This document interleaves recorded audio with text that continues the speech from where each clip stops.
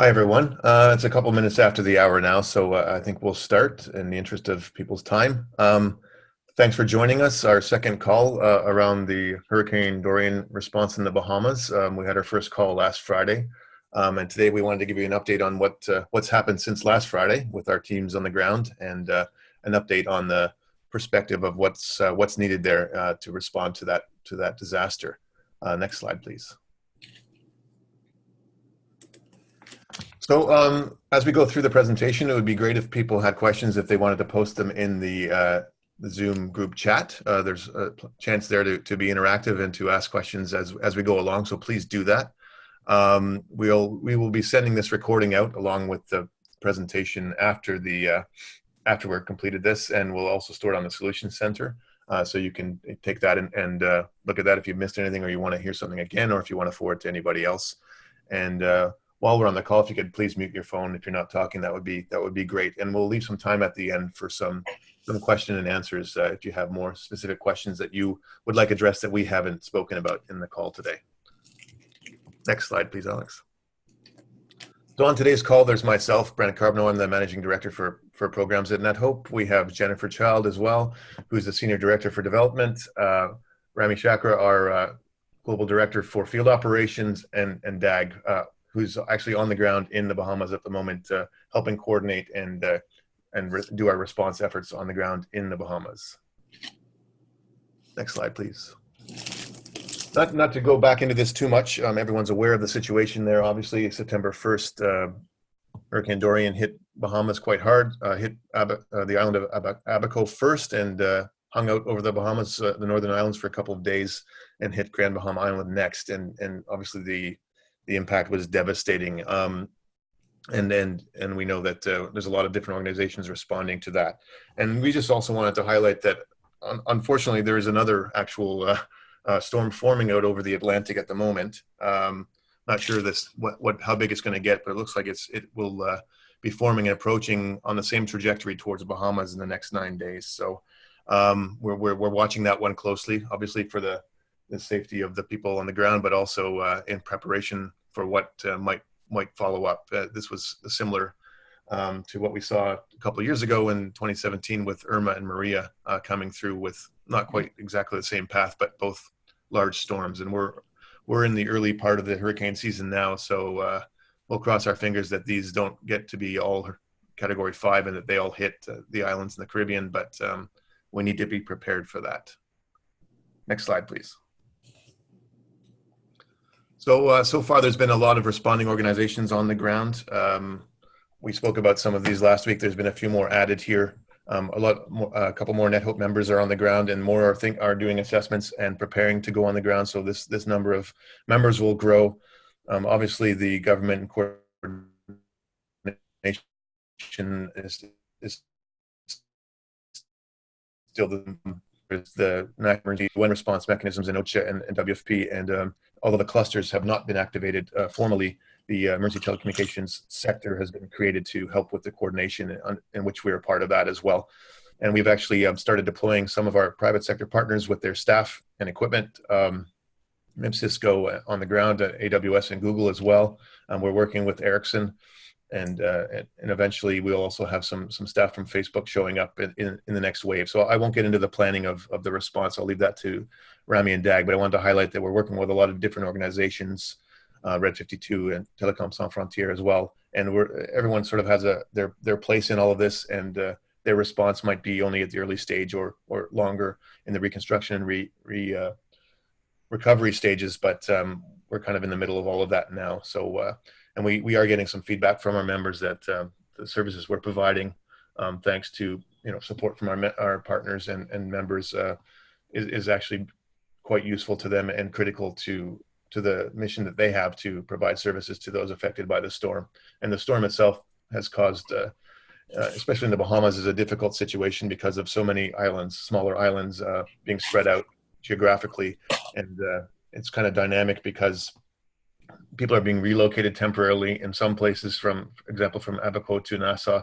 So the needs aren't directly in Abaco at the moment. They're in Nassau to help those people, but eventually it will roll back to Abaco. So it's a bit tricky and a bit dynamic, but I'll let Rami and into that detail. Next slide, please. Yeah, so this one, Rami, I'll hand this one over to you. This is an image of, well, it's a few days old now, of the connectivity that we see coming up. But Rami, it's yours. Thank you, Brent. Hello, everyone. So let me kick off with the team on the ground. So we know that Dag went in first as a coordinator and followed by Mark Altman and Ingo. Yes, Tuesday we had 2 additional TAC Ops personnel deployed. And today we are getting in another person from Google who will be supporting us, Chris Fearon, who will be supporting us in IM and logistics. We also have 2 people being deployed today from Red 5.2. We worked very closely with Red 5.2, who supported us with the VSAT installations during Hurricanes Irma and Maria. So that will be the main focus on VSAT installation. And we have 1 deployment from AWS Volunteer. We're working with our partners in Facebook for the next phase. So we will keep the teams coming in as needed. In terms of who we've been working with on the ground, yes, there are a lot of players. One thing I do like to say is there have been a very positive collaborative spirit, which is good. So the emergency telecom sector, which is there's no cluster response by the UN, but the sector, so there's no lead, if you like. It's very much a coordination on how do we avoid duplication of efforts, who is going to take what piece. And to give you an example, if you're not speaking, I'd appreciate it if you can go on mute. Thank you. I'll give you an example. So there was a team that went up to Abaco and deployed 6 sites. From that team, it was made of someone from WFP, a couple of people from Ericsson Response, and someone from TAC Ops. And we've also, NetHope also gave some equipment, including VSATs, to deliver these 6 sites. So we are seeing the team effort collectively working together and dividing up the work, which is very good to see. Of course, we're working with NEMA, who are the National Emergency Management Agency, SEDEMA, who are more the regional, and members on the ground. I will let Dag talk a bit more about the needs that have come in, but we have seen requests for over 40 sites, of course, with connectivity and power needs. Now, we have to be very careful because a lot of the information that's coming up changes constantly, and also the recovery of MNOs is going on. Doesn't mean that there is no need, but we have to keep a close eye on BTC Alive and their recovery of services, so we make sure that whatever services we deploy, for example, a VSAT, it will be necessary because there are 3G and LTE services coming back up in some of the affected areas. In terms of equipment, we have brought in with us initially sat phones and BGANs and made them available to the responding agencies to borrow for the assessment, so they can go out to the affected areas with BGANs and sat phones. We also immediately identified the need for generators, so we did bring in 20 generators, 10 of which we're going to be donating to the responding agencies. And we do have an incoming flight from UNHRD Panama, which has arrived. We're in the process of clearing the equipment in Nassau, so that will give us enough equipment right now to start rolling out the services. At this point, I'm going to hand over to Dag, who is in the Bahamas, to give us an update mainly around the site requests and what has been deployed so far, and what we're currently doing and what we plan to do in the coming days. Dag, over to you. Yes, can you confirm that you can hear me? I can, loud and clear. Thank you so much. Yes, we're here in the Bahamas. The plan for the next couple of days is today we are putting up networks here in shelters in Nassau, where they've moved people from the islands, both Great Bahama and Abaco. They've been relocated here into shelters here in Nassau, so we're supporting those shelters.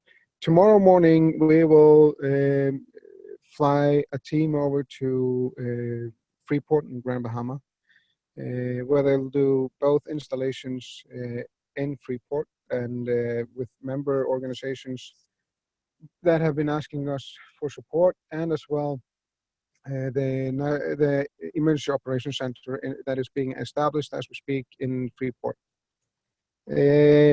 After that, they will move on into eastern part of Grand Bahama, which today does not have any connectivity.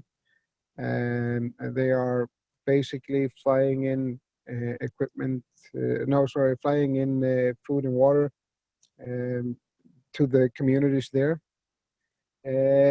As Rami said in his introduction, we do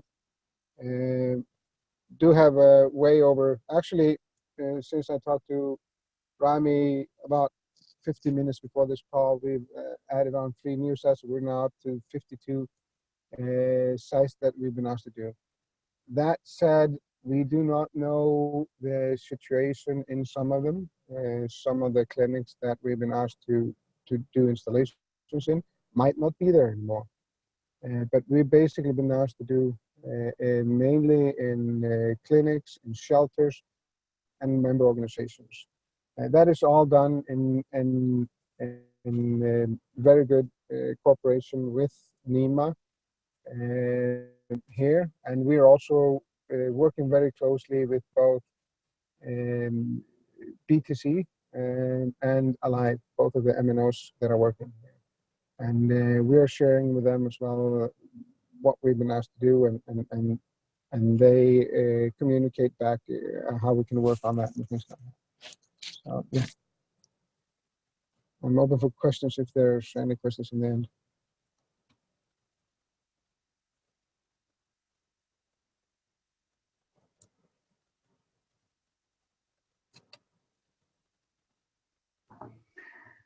Next slide, please.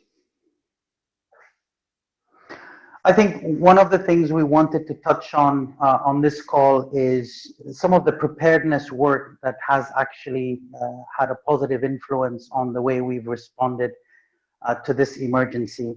So previously we talked about pre-positioning of equipment, we talked about building capacity of our members as well as the partners we work with.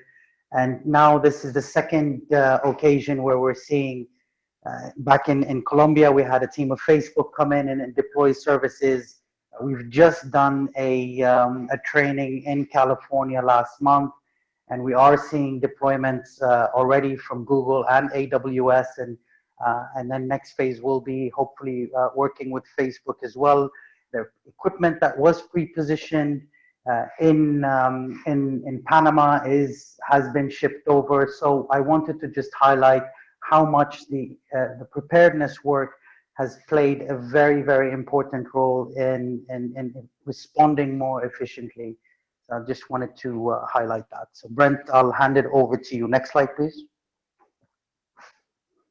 Oh, sorry, Jennifer. Yeah, it's Jennifer's time. Sorry, Jennifer. Great, thank you, Rami. Thank you, Doug, for those updates. And thanks for everybody taking the time to join us this morning to learn more about our work and the information that we're gathering on the ground. You know, I think what is very clear as a result of the information that's being shared here is that NetHope plays a critical role in really harmonizing the needs that we are identifying through our members, as well as working collaboratively with partners on the ground, government leaders, and key organizations that are providing immediate services to support the effort in the Bahamas.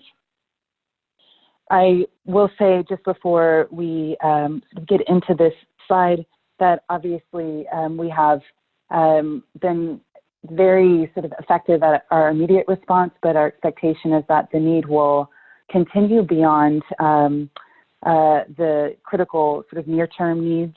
It appears as though the sort of circumstances in the Bahamas will likely warrant ongoing support. So just flagging that for everybody as we start to focus in on our immediate appeal. So this will be likely one of the first, part of the first wave of appeals. I would like to acknowledge donors that have already contributed to support this effort, namely Cisco, Patterson Foundation, AWS, and Blackbaud. Thank you so much for your quick response in our flash appeal. I'd also like to acknowledge others who have been very generous in facilitating introductions and quickly activating organizations to mobilize employee giving campaigns and various donor networks. So thank you very much for all of your energy and support on that front. So just taking a look at our need. The overall need for this immediate response, so our characterization of that is for the next 2 months, we believe, although that will change potentially, is for an overall ask of $583,000. Of that, there's a distribution between cash and in-kind donations. We're focusing in on 4 key areas that we believe are critical in order to deliver services on the ground to meet the needs that are being reported out and asked of us, including connectivity solutions, obviously providing staffing. We have need for crisis informatics support, information management support, and obviously the sort of broad view around the global program management and ops. I'll just pause here for a moment. If anybody has any questions you'd like to ask about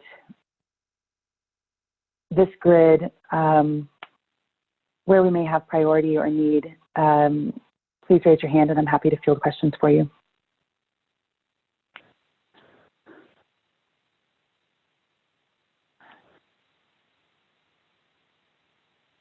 So with that, I'll say again, our prioritization in the upcoming weeks is in order to respond and support the requests that are coming through, and not only from our members, but also to respond and provide connectivity and communications for clinics, shelters, and importantly for the Emergency Ops Center in Freeport.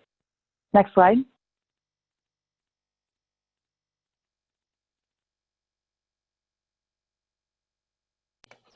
Hi, The Jennifer. request for this. Sorry, Jennifer. I think there was a question that someone had. I see Global Giving has their hand up. Oh, great. I don't see the field for the question. Brent, would you mind?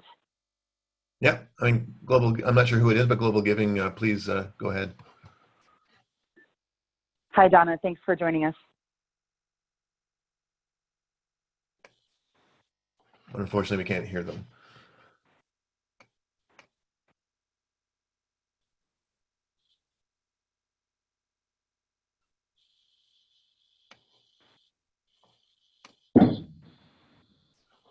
Perhaps the question can be asked. Sorry, we can't hear you on the call, but perhaps the question can be asked in the chat group, and we could try to answer it. And as that question is being added to our chat window, I'll just briefly review the types of support that we are requesting. It won't come to any surprise to anybody on this call that cash is really imperative in order for us to not only respond to the near-term needs, but to respond to needs that are not yet known. We are imploring this group to consider cash contributions, especially in the near term. So if that's something that you might be able to do, we will welcome those donations and know that that money and those investments will translate to immediate impact and immediately be put to work on the ground in the Bahamas. Similarly, in-kind donations, we have some very specific needs. I believe that the team, Rami, Dog, Brent, has initiated conversations with many of our key partners around in-kind donations. If you happen to have particular resourcing related to moving people, moving equipment, if you have particular access to folks that have skills around data management, informatics, etc., we are particularly interested in hearing from you, so please raise your hand. And I'll pause there before I'll continue on to the volunteer piece, just fielding the chat window. Jennifer, the question came through from Global Giving. It is, you mentioned the lack of cluster support in place. I'm curious about the prospect of additional government cluster support as the recovery continues. I can try to address that one, and Rami, please fill in. I mean, at this point, it doesn't look like there's going to be a large-scale UN international response that would trigger or activate the different clusters. So I think by now we would know if that was going to happen. So that doesn't appear to be happening now. If another storm comes through and does more damage, that could change. But as we stand right now, the government is in charge always, and they usually co-lead with the UN in a large L3 cluster type emergency. So in this case, NEMA is in charge, and they have been from the beginning. So we were working directly with them, and that's how they are organizing and coordinating the response with help from OCHA and Delta, but it's mostly going to be the government that's leading this recovery and response. That's right.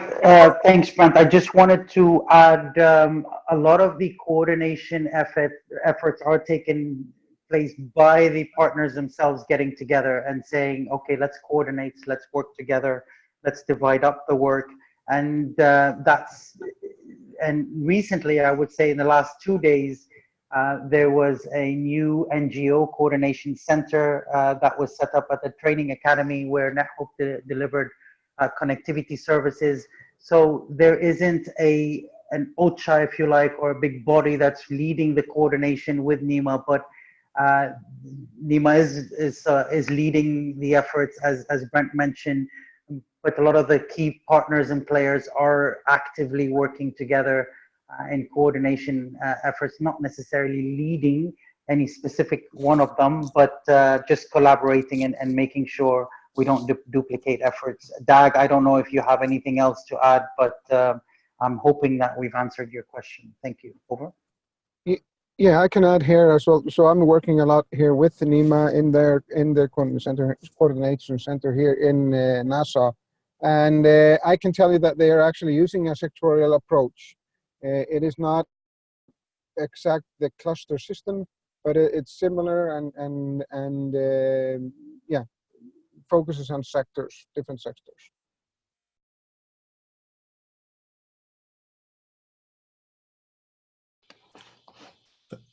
Yeah, they got thanks. They appreciated that response. So Jennifer, back to you. I don't see any. Great, thank you. Yeah. Thanks so much. So again, just revisiting the types of support that would be most meaningful right now. I also want to flag volunteers. We have mobilized or activated rather, and in the process of mobilizing our first wave of volunteers. These are folks that have, or companies rather, who have put some of their employees through an emergency response training with NetHope. We suspect that we'll have several waves of volunteers that will be required to support the effort on the ground over the coming months and perhaps over the upcoming year.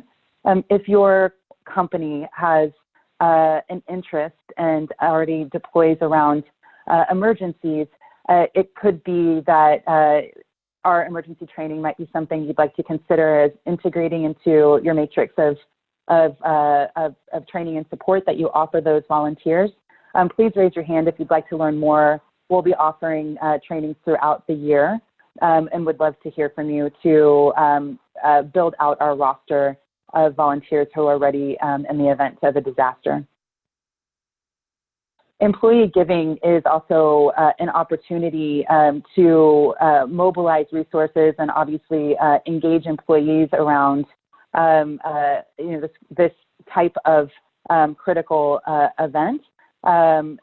We would ask that if you have the ability to socialize the need coming from NetHope alongside, I'll say, the opportunity around what support for NetHope will facilitate. we would be most grateful if you would convey that to folks leading your CSR efforts should you be at a corporation. NetHope, again, has more than 60 members of the world's largest international NGOs. We are in the process of supporting 8+ members on the ground, and we know that there are a number who are in the process of mobilizing to respond to Dorian. In as such, by virtue of supporting NetHope, you are enabling and facilitating those organizations to meet their missions, in addition to providing really critical connectivity to communities in the Bahamas. So there's a lot of really very positive messaging that's far-reaching beyond just connectivity, and we're happy to bring those messages to you if that may support a case internally around including NetHope and employee giving campaigns. And then finally, NetHope visibility. Many of us have very vibrant social networks and have very active communities through channels like LinkedIn. NetHope will be socializing more giving campaigns through these channels. Our hope is that you might be willing to recirculate them within your own communities. For those of you that have pathways of either influence or insight into donor advised funds or any other organizations that are mobilizing resources, please consider sharing NetHope's work with those organizations, or please reach out to myself, Brent, or anybody else on our team. We would be very grateful for those connections and introductions. And with that, I'll ask us to move on to the next slide. We'll pause here knowing that we just have a few more minutes remaining for this call. Does anybody have any questions that we can answer for you? Feel free to add those into the chat box now.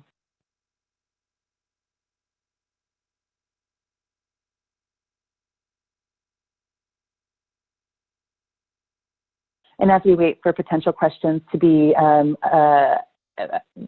included or circulated rather, I'll just say that at this point we don't have a third webinar scheduled as of yet. However, we will be sharing out more information to everybody on this call around our plans for our next communication, so stay tuned there.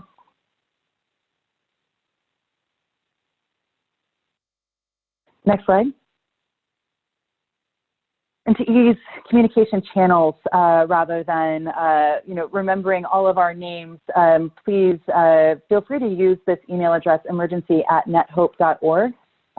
This email address is directly synced up with my email communications and several others. So sending a note here will absolutely land in the right inbox, and we'll be happy to respond to you as quickly as possible. So again, thank you everybody for joining the call. We're very grateful to you for taking the time to learn more about our work. Again, we'll be sharing out more updates in the coming days. With that, we'll wrap here unless there's any other additions. Well, just want to thank everyone for joining as well. Thanks, everybody. We'll be sending out a audio recording of this webinar along with the slides as a follow-up. So that will be shipped this afternoon. And again, thank you so much for joining us. We really appreciate your support. Have a good day, everyone. Bye for now. Thank you so much, everybody.